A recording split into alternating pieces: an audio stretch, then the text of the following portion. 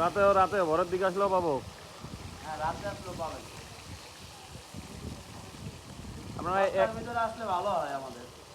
1 KG size ইলিশ কত করে বিক্রি করেছেন?